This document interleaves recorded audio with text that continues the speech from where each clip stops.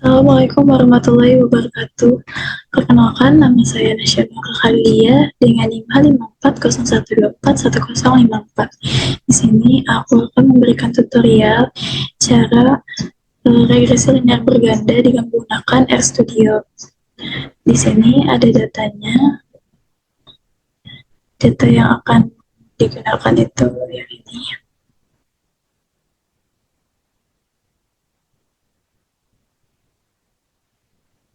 Nah, ini ada datanya. Lalu kita masuk ke RStudio-nya.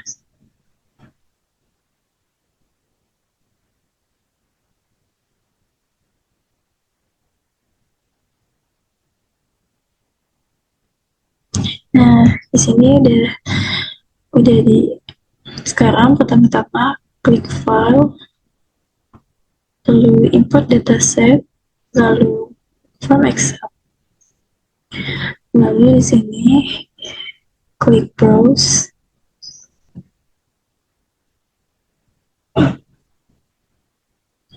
Lalu kita cari data yang akan kita gunakan.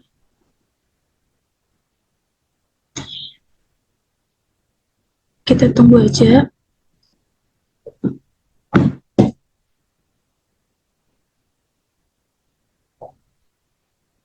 Nah, yang bagian tahun ini itu kita pencet skip. Lalu yang untuk namanya itu kita ganti jadi dengan kata yang singkat aja. Terus yang bagian first OS name sama data viewer ini pastikan sudah tercentang. Lalu setelah semuanya sudah, kita klik import.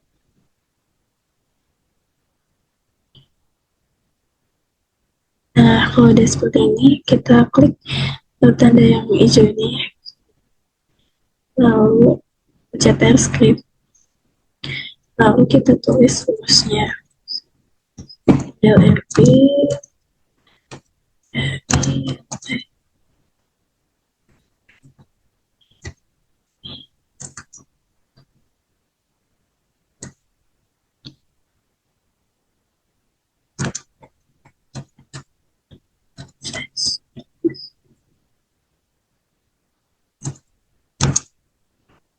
plus export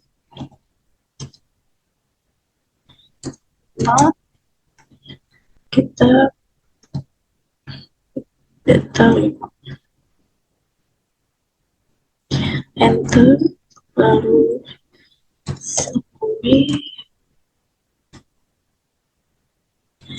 LMP.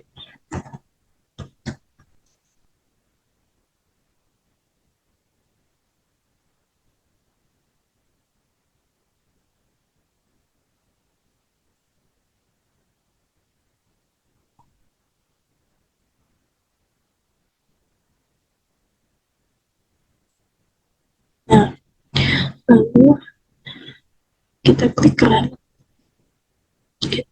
run lagi.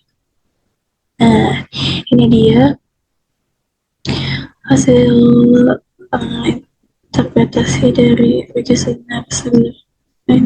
linear berganda. Nah, untuk intercept ini itu bernilai 1,577 plus 04 atau 15.766,29, yang dimana rata-rata GDP ketika investasi dan ekspor bernilai 0 adalah 15.766,29.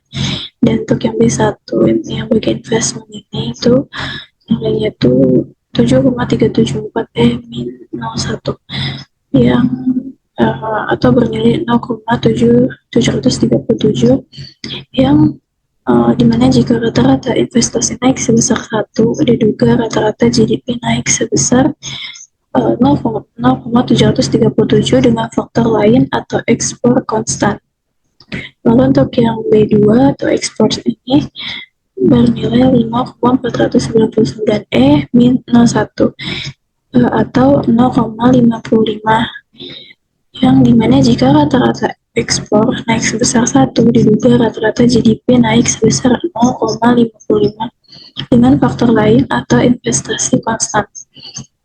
Lalu untuk yang UJT yang PVW-nya itu bernilai 0,000731, yang dimana maka PVW-nya ini kurang dari 0,05, maka H0-nya ditolak dan H1-nya diterima.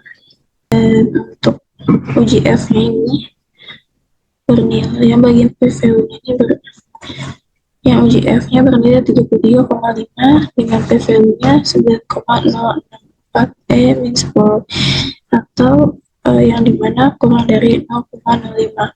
Maka artinya model regresi secara keseluruhan itu signifikan. Jadi investment dan ekspor secara bersama-sama mempengaruhi variabel independen. Lalu untuk R-square itu bernilai 0,5877, yang kalau dijadikan ke persen itu jadi 58,77%. Maka yang dimana sebesar 58,8% keragaman GDP dapat dijelaskan oleh keragaman investasi dan ekspor. Dan sebesar 41,2% lainnya ditentukan oleh variabel yang terdapat di luar model, itu seperti konsumsi dan pengeluaran pemerintah. Dan itu dia dari saya, kurang lebihnya mohon maaf. Wassalamualaikum warahmatullahi wabarakatuh.